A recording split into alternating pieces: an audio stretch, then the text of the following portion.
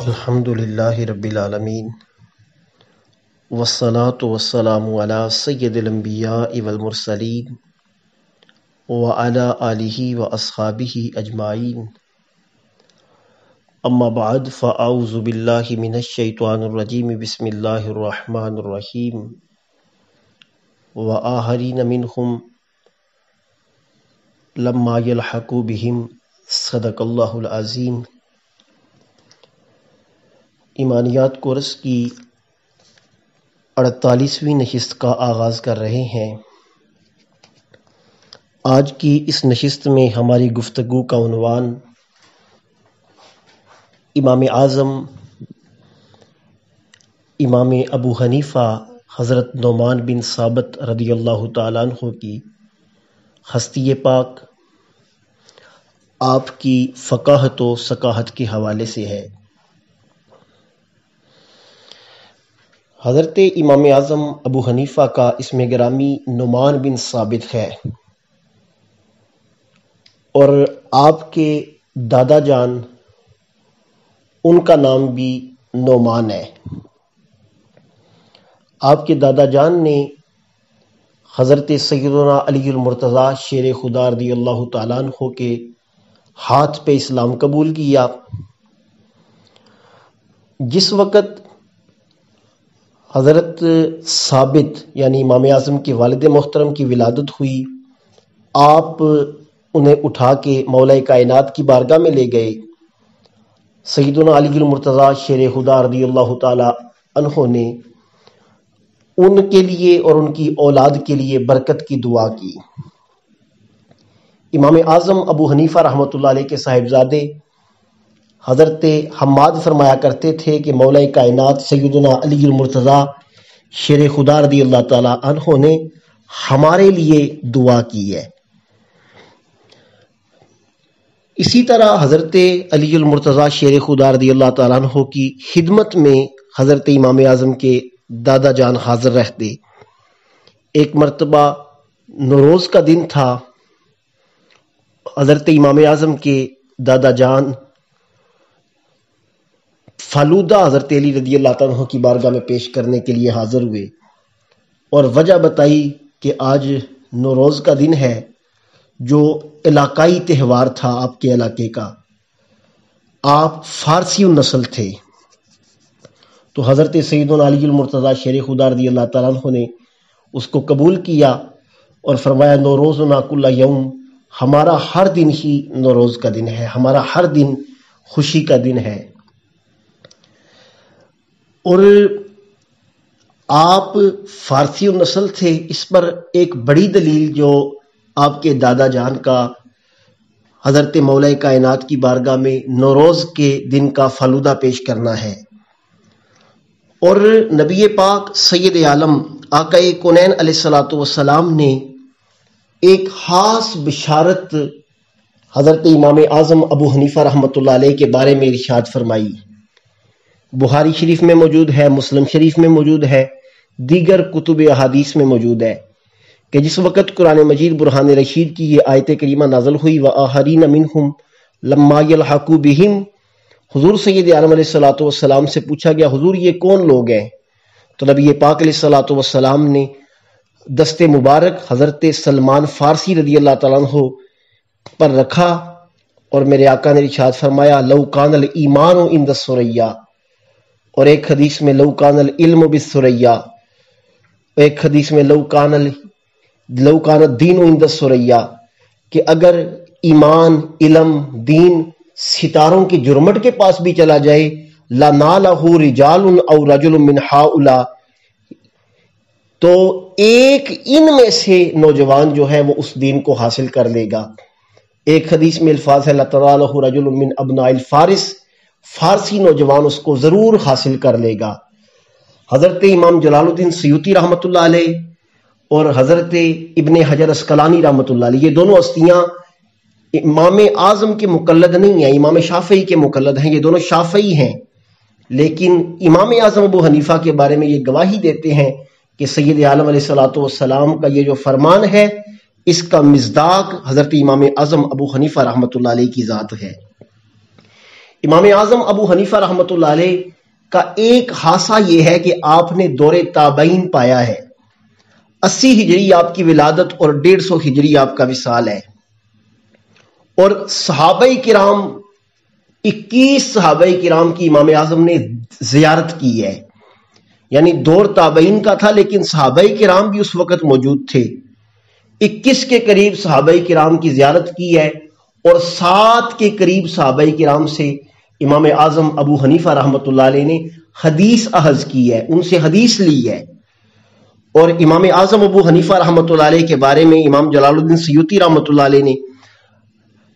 74 تابعین کا ذکر کیا ہے جن سے آپ نے حدیث اخذ کی ہے۔ امام اعظم ابو حنیفہ رحمۃ اللہ علیہ کے حوالے سے ایک اعتراض کیا جاتا ہے کہ آپ کو حدیث کا علم نہیں تھا۔ جو شخص 7 صحابہ سے حدیث لے رہا ہے اور ایک کتاب کے اندر، صرف ایک کتاب کے اندر 74 ایسے افراد کا ذکر کیا جا رہا ہے جن سے آپ نے حدیث لی ہے، یہ دیکھا جائے پھر امام اعظم ابو حنیفہ رحمۃ اللہ علیہ کے علمی کام کو دیکھا جائے کہ آپ نے 84,000 مسائل کا استنباط کیا ہے، تو کیسے ممکن ہے جس کے پاس حدیث کا علم ہی نہ ہو وہ 84,000 مسائل قرآن و حدیث سے اخذ کر کے لوگوں کے لیے عملی طور پر پیش کر دے۔ اور امام اعظم ابو حنیفہ رحمۃ اللہ علیہ جس علاقہ میں تھے وہ کوفہ شہر ہے، اور کوفہ شہر اس اعتبار سے اہمیت کا حامل ہے کہ کوفہ شہر علم کا مرکز رہا ہے۔ حضرت عبداللہ بن مسعود رضی اللہ تعالیٰ عنہ سید عالم علیہ الصلوۃ والسلام کے وہ صحابی جو ابتدا میں اسلام قبول کرنے والے ہیں اور نبی پاک سید عالم صلی اللہ علیہ وسلم کی قربت میں زندگی بسر کرنے والے ہیں، انہیں صاحب النعل والوسادہ کہا جاتا ہے۔ نبی اکرم سید عالم علیہ الصلوۃ والسلام کی مسواک مبارک، حضور سید عالم علیہ الصلوۃ والسلام کے نالین پاک، حضور کا تکیہ مبارک ان کے پاس ہوتا تھا۔ آقا کونین علیہ الصلوۃ والسلام اگر کہیں جانے کا ارادہ فرماتے تو سواری کا پالان حضرت عبداللہ بن مسعود تیار فرمایا کرتے تھے۔ تو حضرت عبداللہ بن مسعود رضی اللہ تعالیٰ عنہ کو حضرت فاروق اعظم کے دور میں حضرت فاروق اعظم نے کوفہ بھیج دیا۔ ساری زندگی علمی خدمات آپ نے کوفہ میں ادا کی۔ پھر مولا کائنات سیدنا علی المرتضیٰ شیر خدا رضی اللہ تعالیٰ عنہ نے اپنا دارالحکومت جو ہے وہ کوفہ کو بنا لیا۔ اس وقت تمام علم جو ہے وہ مدینہ شریف سے کوفہ کی طرف منتقل ہوا، اور 58 بدری صحابہ کی قبریں جو ہیں وہ شہر کوفہ میں ہیں۔ لہٰذا پتہ چلا کہ امام اعظم ابو حنیفہ رحمۃ اللہ علیہ نے جو علاقہ پایا ہے وہ علاقہ بھی علمی اعتبار سے سرخیز علاقہ ہے، اور صحابہ کرام کو دیکھا ہے۔ بعض اوقات بعض لوگ اعتراض کرتے ہیں کہ فلاں کتاب کے مطابق آپ نماز کیوں نہیں پڑھتے، فلاں کتاب میں جو حدیثیں ہیں ان کے مطابق آپ نماز کیوں نہیں پڑھتے۔ بھئی ہمارے امام اعظم ابو حنیفہ رحمۃ اللہ علیہ کوئی عام ہستی نہیں ہے، انہوں نے صحابہ کرام کو نماز پڑھتے ہوئے دیکھا ہے۔ جس طرح انہوں نے صحابہ کرام کو نماز پڑھتے دیکھا ہے، جس طرح انہوں نے صحابہ کرام سے نماز کی احادیث روایت کی ہیں، اس طرح آپ نے اپنی فقہ میں نماز کے طریقے کو وضع فرمایا ہے۔ اور امام اعظم ابو حنیفہ رحمت اللہ تعالی علیہ کا یہ خاصہ ہے کہ سب سے پہلے فقہ کی تدوین آپ نے کی ہے، اور باقی امام شافعی کی فقہ، امام مالک کی فقہ، امام احمد بن حنبل کی فقہ یہ ایک بندے کا کام ہے، اور پوری جماعت کے ساتھ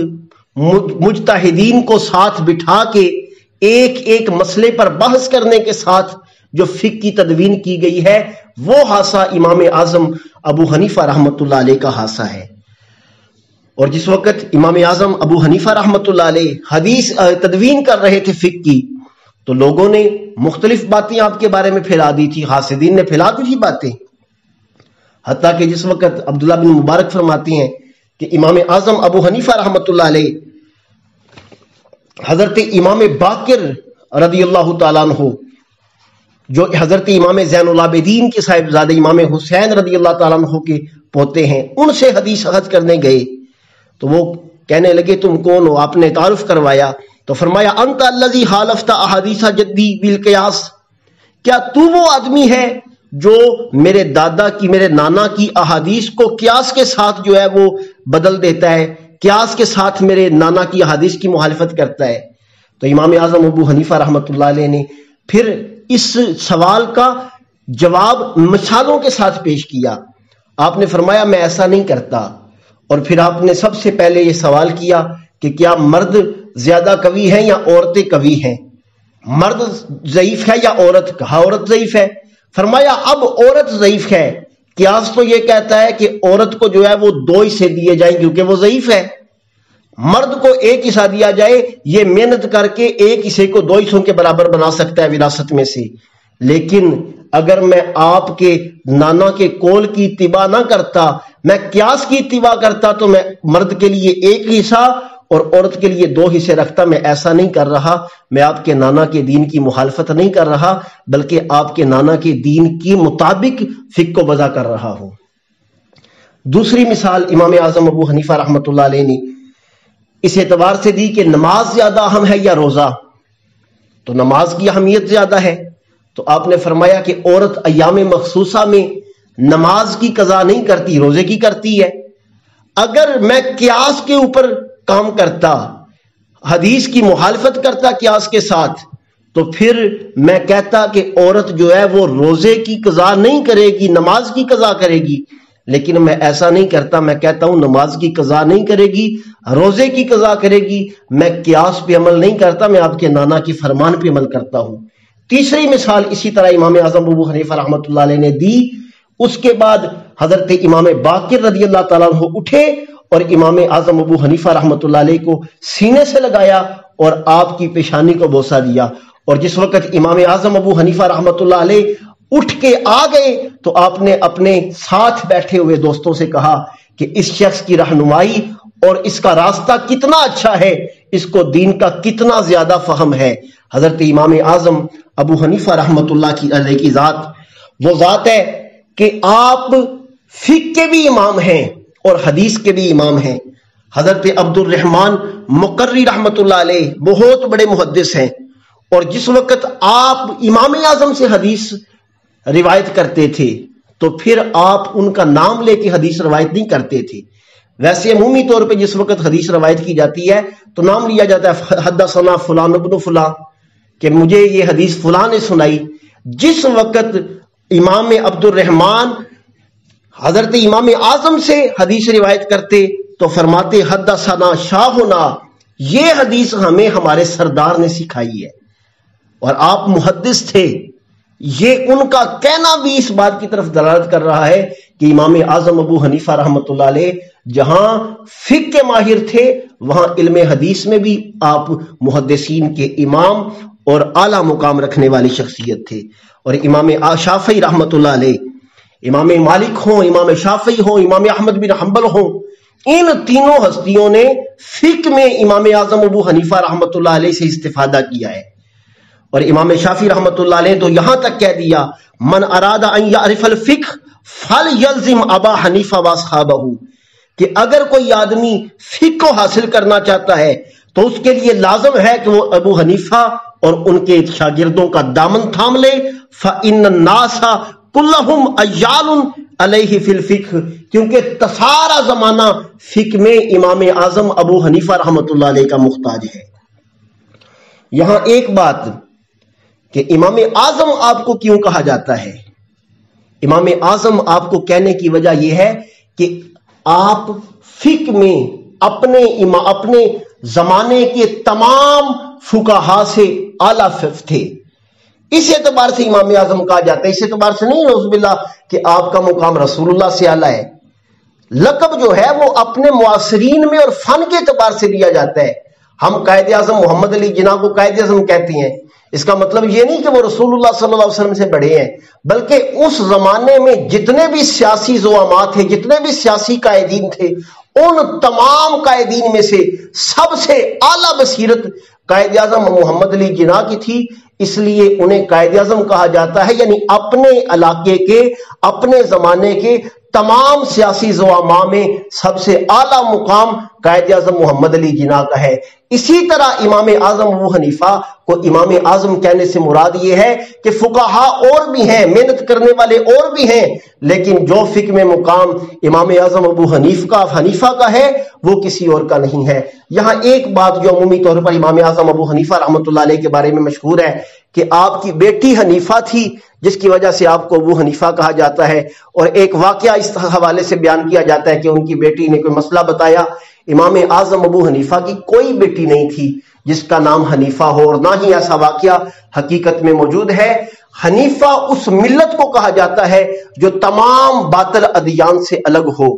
امام اعظم کو ابو حنیفہ اس اعتبار سے کہا جاتا ہے کہ جو ملت حنفیہ ہے اس حنیفہ کے آپ امام ہیں، اس لیے آپ کو ابو حنیفہ کہا جاتا ہے۔ دعا ہے اللہ تعالی ہمیں امام اعظم ابو حنیفہ رحمۃ اللہ علیہ کی محبت عطا فرمائے، اور آپ کی محبت کے صدقے میں آقا کونین علیہ الصلوۃ والسلام اور مولا کائنات کا وہ فیض جو امام اعظم کو ملا وہ ہمیں بھی عطا فرمائے۔ وما علینا الا